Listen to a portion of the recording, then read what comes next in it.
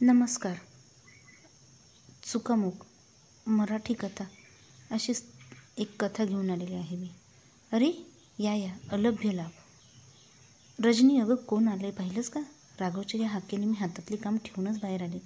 आम्हाला दोघांनाही माणसांची खूप आवड. सतत आला गेला असला की आम्ही मनापासून खुश असतो. त्यातून या कोरोनाच्या काळात एकमेकांना भेटणं बंदच झालं होतं. त्यामुळे कोणीतरी आपल्याच मनापासून आनंद झाला होता. बाहेर येऊन बघते तो काय, दारात निखिल आणि पल्लवी उभे होते. 15 दिवसापूर्वी लग्न झालेले. पल्लवीच्या अंगावर लग्नाची नवाळी उगदी दिसून येत होती. निखिल देखील सुखावल्यासारखा दिसत होता. आल्या आल्या मला जवळ घेऊन म्हणाला, ही बघ, ही माझी रजनी मामी. मी नेहमी जिच्याबद्दल तुला सांगत असतो ना, तीच ही. नुकतेच दोघेजण कॅनडाहून माझ्या भावाकडून निरंजनच्या घरून आलेत. म्हणूनच आपल्या लग्नाला पण नव्हते. आणि हा माझा मामा राघव. पल्लवी देखील कौतुकाने हसून म्हणाली, खरंच मामी, निखिलने इतकं सांगितलं ना तुमच्या दोघांविषयी. तुमचं घर म्हणजे त्याला आपलंच घर वाटतं. तुम्ही करता ते सतार वादनाचे कार्यक्रम, समाजसेवेची आवड, तुमचे सुगरपण, नीटनेटकेपणा, या सगळ्यांचे त्याला खूप कौतुक आहे. हो हो, जरा दम तर खा. मी त्या दोघांकडे कौतुकाने बघत त्यांना आवरण्याचा प्रयत्न केला. निखिल आणि निरंजन दोघे तर तसे बरोबरच वाढले. शिक्षणासाठी म्हणून निरंजन परदेशी गेल्यावर निखिलच आमचा मानसपुत्र झाला. पल्लवीशी मात्र माझ्या जुजबी परिचय होता. तिचे माहेर नागपूरचे. पण दोघांची ओळख झाली म्हणेपर्यंत दोघांचे शुभमंगल देखील झाले. अगदी झटमंगनी पडब्या. त्यांना भेटायला आम्ही त्यांच्या घरी जाणार होतो. पण निखिलला तेवढा दम कुठला निघायला. आम्ही आलो हे समजल्यावर लगेच तो आम्हाला भेटायला आला होता. निखिलच्या आवडीच्या नारळाच्या करंज्या आणि साबुदाण्याची खिचडी घेऊन मी बाहेर आले तेव्हा राघव नुकत्याच बघितलेल्या जपानी अवॉर्ड विनिंग सिनेमाविषयी त्या दोघांशी बोलत होता. पल्लवीला वेगवेगळ्या भाषेतील सिनेमा बघण्याची आवड होती. त्या दोघांची चर्चा निखिल कौतुकाने ऐकत होता. मला बघून त्याने पाण्याचे ग्लास आतून आणले आणि कॉफी कोकोशनला पण लावले. मामा मामी आम्ही मुद्दामच आज वेळ काढून आलो. लग्न झाल्यावर सगळ्यांना भेटायला आम्हा जाणारच आहोत. पण सगळ्यात पहिल्यांदा आम्ही तुमच्याकडे आलो कारण मला तुम्हाला दोघांनाही एक प्रश्न विचारायचा होता. गेली अनेक वर्ष मी तुम्हाला दोघांना बघतो आहे, तुमचा संसार बघतो आहे, तर तुमच्या यशस्वी संसाराचे रहस्य काय? आम्हाला काहीतरी टिप्स द्या ना. निखिलच्या या प्रश्नाने मामी अंतर्मुख झाली आणि राघवकडे बघून लागले. तो पण माझ्याकडे बघत होता. काय बोलायचं आता असा भाव त्यांच्या चेहऱ्यावर स्पष्ट दिसत होता. तुमचा प्रेमविवाह आहे का? या प्रश्नाला आम्ही सरावलो होतो. लग्नानंतर इतके वर्षांनी देखील आमच्यावरती लव्ह बर्डचं मेड फॉर इच अदर अशी कौतुकाने काही वेळा असून टीका येत होती. पण म्हणून आदर्श आणि यशस्वी संसार. अरे विड्या, भूत बरे आणि आदर्श संसार या सगळ्यात कवी कल्पना असतात. राघवने विनोदाच्या अंगाने प्रश्न टाळण्याचा प्रयत्न केला आणि तो यशस्वी देखील झाला. राघव निखिलच्या प्रश्नांवर मी विचार करत होतो. त्या पुढच्या गप्पात माझे लक्ष नव्हते. रजनी माझी बायको. गेली अनेक वर्षे आम्ही बरोबर आहोत. तिला मी अंतर्बाह्य ओळखतो असं मला वाटते. पण हे खरं आहे का? माझ्या भल्या बुऱ्या दिवसात तिने मला साथ दिली. माझ्या माणसांना तिने जीव लावला. अगदी माझ्यापेक्षाही आधी आज सगळे तिचाच विचार करतात. माझ्यापेक्षाही तिला अधिक मानतात याची जाणीव मला आहे. तिच्या कलागुणांचा रास्त अभिमान देखील आहे. तिने आमच्या दोघी मुलांना चांगले संस्कार दिले. तिला पैसे पुरवला, पण तिने केलेल्या नियोजनामुळे आम्हाला नंतरच्या काळात आर्थिक अडचण कधीच आल्या नाहीत. खरंच एक गृहिणी म्हणून आपली सगळी कर्तव्ये तिने पूर्ण केली. तरीही आमचे सहजीवन परिपूर्ण आहे असे म्हणणार नाही. मला एका सुखाला अज्ञानातून म्हणा किंवा अजाणतेपणे म्हणा, पण तिने वंचित ठेवले. लैंगिक सुख हा सहजीवनाचा पाया, पण त्यात ती कमी पडली. अनेकदा सुचवून कधी रागवून एखाद्या वेळेस स्पष्ट बोलून देखील तिने कधी त्याकडे लक्ष दिले नाही. पण हे खरे आहे. आज अनेक वर्ष झाल्यावर या सगळ्यांचा विचार एका वेगळ्या दृष्टीने करावा असं वाटतं आहे. आमचे लग्न झाले त्यावेळी आमची परिस्थिती अगदी बेतास होती. केवळ 3 खोल्यांचा फ्लॅट, त्यात कॉलेजला जाणारा भाऊ, बाळणपणासाठी आलेली बहीण आणि आई बाबा या सगळ्यात निवांतपणा मिळायचा नाही. तिची या गर्दीत कुचंबना होत असे. दिवसभर सगळ्यांबरोबर हसून खेळून वागणाऱ्या रजनीची रात्री घुसमट होत होती. तिच्या माहेरी गजगंड. तिला स्वतःच वेगळं खोली होती. ती तिथे मनापासून सजवली होती. पण आमच्याकडे तिला सुरुवातीला खूप तडजोड करावी लागली. अनेकदा आपल्या इच्छा तिला दाबून ठेवावं लागणारच असणार.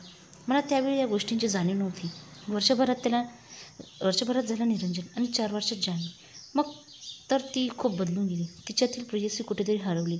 राहिली ती फक्त आई. त्यावेळी मी नोकरी करून स्वतःचा व्यवसाय करत होतो. अनेकदा मला तिची आवश्यकता वाटायची. सगळे ताण तिच्या मिठीत संपतील असं वाटायचे. खूप आसूसून तिची वाट बघायचो, पण ती यायची खूप उशिरा आल्यावर इतकी दमलेली असायची की मी जवळ घेतच झोपून जायची. कधी बाहेर फिरायला जायचं का विचारलं तर मुलाच्या परीक्षेचे नाही तर आई बाबांच्या तब्येतीची कारणं सांगायची. खूप घुसमट व्हायची माझी त्यावेळी. तिला काही समजावून सांगावं तर माझा अंकार आड यायचा. याच वेळी माझ्या आयुष्यात मधुरा आली, माझ्या मित्राची विकासची ती बायको. पण विकास त्याच्या नोकरीमुळे बराच काळ जहाजावर असायचा. मैत्रीच्या नात्याने जवळ आलेल्या मधुराच्या आकर्षणात मी कसा अडकलो माझे मला समजले नाही. म्हणता म्हणता मैत्रीच्या पलीकडे आमचे नाते गेले. रजनीच्या वागण्याने दुखवल्यामुळे मी मधुराच्या जवळ गेलो असे मी स्वतःला बजावत होतो. माझ्या बेधुंदपणाचे सगळे खापर मी रजनीवर फोडले. मधुराच्या वागण्याचा मोकळेपणाचा मोह पडला ते कबूल करायच्या ऐवजी पुरुष हा स्वैर असतोच असे समर्थन मी करत राहिलो. रजनी 2 मुलांना घेऊन कुठे जाणार तेही अर्थार्जनाचा ठोस मार्ग नसताना अशी एक भावना देखील होती. या काळात आमचे सेक्स लाईफ पूर्णपणे उद्ध्वस्त झाले होते. मला रजनीची गरज उरली नव्हती. तिनेही कधी पुढाकार घेतला नाही. अचानक मधुराने विकासकडे जाण्याचा निर्णय घेतला. मी तिला पुन्हा पुन्हा विचार बदल म्हणून सांगत होतो, पण तिचा निर्णय ठाम होता. खूप एकटेपणा वाटत होता मला. पण मलाही घर होते, बायको मूल होती. पण पुलाखालून खूप पाणी वाहून गेले होते. रेल्वेच्या वेटिंग रूममधील प्रवासी आपापली गाडी आली की निघून जातात तशी घरची अवस्था होती. आधी आई बाबा गेले. जान्हवी लग्न करून बेंगलोरला तर निरंजन परदेशी निघून गेला होता. रजनीच्या आयुष्याला आता स्थैर्य झाले होते. कामाला बायका होत्या. पैसे कमवायला ही गरज राहिली नव्हती. स्वतःचा असा मोकळा वेळ तिला मिळू लागला होता. स्वतःला हवे तितकी सतारीची कार्यक्रम ती करत होती. वेगवेगळ्या स्तरातील बायकांसाठी काम करणाऱ्या अनुबंध ह्या संस्थेचे कामही होते. या काळात बाहेरच्या आघाडीवर यशस्वी होतानाच घराकडे विशेषतः माझ्या सगळ्या गरजांकडे ती लक्ष पुरवत होती. तिचा मनोपोज जवळच येत होता. म्हणून म्हणा किंवा आपल्या चुका सुधारायच्या म्हणून म्हणा ती सेक्समध्ये पुढाकार घेत होती. पण जीवनातील या टप्प्यावर माझे प्राधान्य माझ्या व्यवसायाला होते. माझ्या धंद्याचा तो उतरता काळ होता. अतिशय ताणतणाव असल्यामुळे इच्छा असली तरी मला तिची साथ देता येत नव्हती. निखिलच्या प्रश्नांनी सगळे भूतकाळ माझ्या डोळ्यासमोर उभा राहिला. त्याला मी एकच सांगणार होतो, पुरुषाच्या दृष्टीने संसार म्हणजे चुकामुक. दात आहे तर चणे नाहीत आणि चणे आहेत तर दात नाहीत. खाण्याची इच्छा कधी संपत नाही अशी अवस्था. ही चुकामुक टळली तर संसार यशस्वी झालाच. रजनी, निखिल आणि पल्लवी गेली. खूप गोड होती पल्लवी. मला माझे दिवस आठवले. अशीच कोवळी भाबडी होते. लग्नाच्या वेळी आईबाबांनी मुलगा कसा हवा असे विचारले तेव्हा म्हणाले, माझी नोकरी, व्यवसाय, शिक्षण याविषयी कसलीच अपेक्षा नाही, पण नवरा प्रामाणिक, एकनिष्ठ असला पाहिजे बास. माझ्या या उत्तराकडे बाबा एकाच वेळी कौतुकाने आणि त्याच वेळी चिंतेने माझ्याकडे बघत होते. माझा जिद्दी स्वभाव त्यांना नवीनच नव्हता. राघवच्या स्थळाला तसा त्यांचा विरोधच होता. पण मला त्याचा स्वभाव आवडला होता आणि त्याच्या माझ्या आयुष्यातही एकमेव मुलगी तूच आहेस या शब्दाने तर माझ्यावर जादू केली होती. काहीच्या हट्ट्याने मी त्याला हो म्हणाले. लग्न माझ्या इच्छेने झाले तेव्हा कोणत्याही गोष्टीत तक्रार करण्याचा प्रश्नच नव्हता. पण लग्नानंतर छोट्या घरात एकत्र कुटुंबात वावरताना मला किती अडचणी आल्या. माझ्या मनाचे कोपरे किती वेळा चुरगळले गेले याची त्याला कल्पनाच नसावी. याचा खूप त्रास व्हायचा. एक विरुद्ध अनेकदा घडायचे. वेगळ्या वातावरणातून विचारातून मी आले होते तेव्हा मला कुटुंबात सामावून घ्यायला वेळ दिला पाहिजे हे कोणाच्याच लक्षात आले नाही. सगळेजण एकत्र गप्पा मारत बसायचे, पण मी आले की विषय बदलायचे, नाहीतर उठून जायचे. अगदी साधे साधे प्रसंगात देखील मला वेगळे ठेवले जायचे. एखादा नवीन पदार्थ कौतुकाने करावा, सगळ्यांना हात नेऊन द्यावा. पण तू घेतलास का, चांगला झाला आहे का हे सांगावेसे कोणालाच वाटले नाही. एखादा बिघडलेले पदार्थ मात्र अनेक वेळा दाखले दिले जात असत. आज हे सगळे आठवले की हसू येतं, पण त्यावेळी अनेकदा एकटीनेच डोळ्यातून पाणी काढले आहे मी. खरं तर माझ्या एकटीच्या घरातील परिस्थिती नव्हती. आमच्या वेगळ्या सगळ्याच मुली कमी अधिक प्रमाणात ह्यातूनच तावून सुखावून बाहेर पडायच्या. खरंच संपल्यावर प्रत्येकजण घरट्यातून बाहेर उडून गेली. मी मात्र माझ्या पिल्ल्यांच्या भविष्याकडे बघून दिवस काढत होते. राघवने नोकरी सोडायचा एकतर्फी घेतलेला निर्णय मला पटला नव्हता, तरीही मी त्याला साथ दिली. सुदैवाने तो निर्णय यशस्वी झाला. व्यवसायाच्या पायऱ्या भराभर चढत होता तो. यशाकडे वाटचाल करत होता.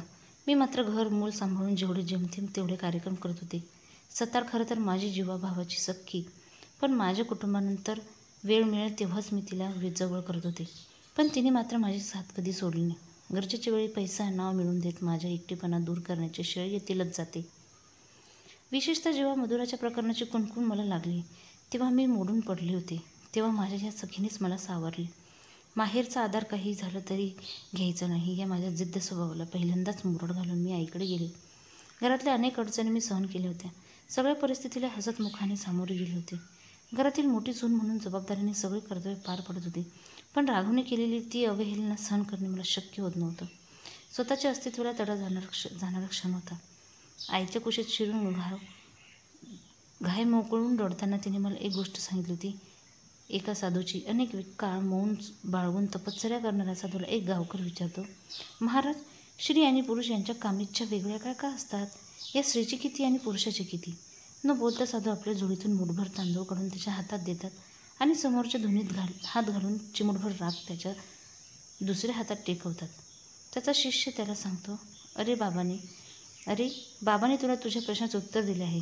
स्त्रीची वासना मुठभर तांदळ एवढीच असते. थोडक्यात तिचे पोट भरते, पण पुरुषाची मात्र पार त्याची राख होईपर्यंत त्याच्यासोबत राहते. आईने पुढे सांगितले, लग्नाची वेळ मी तुला काही सांगितलं नाही, पण आता सांगते. संसार म्हणजे चुकामुक. घरातल्या सगळ्यांच्या चुका मुकपणे स्वीकारायच्या. अजेल न वसा, उतायच्या नाही, मातायच्या नाही, दिलेला वसा टाकायचा नाही. सगळ्यांची आई होऊन हा वसा आपल्याला साधायचा असतो, तरच तुमचा संसार सुफळ संपूर्ण होतो. आईच्या बोलण्याचा प्रत्यय मला आजही येतो. सगळ्यांच्या चुका मुकपणे सांभाळत राहिले म्हणून माझा संसार टिकला. तो यशस्वी आहे का हे मला माहीत नाही, पण माझ्या मुलांसाठी त्यांच्या चुका मूकपणे स्वीकारणारा एक दरवाजा कायम उघडा आहे याची खात्री त्या दोघांना आहे. व्हिडिओ आवडला असेल तर लाईक करा, शेअर करा, कमेंट करा आणि माझ्या चॅनलला सबस्क्राईब करा. धन्यवाद.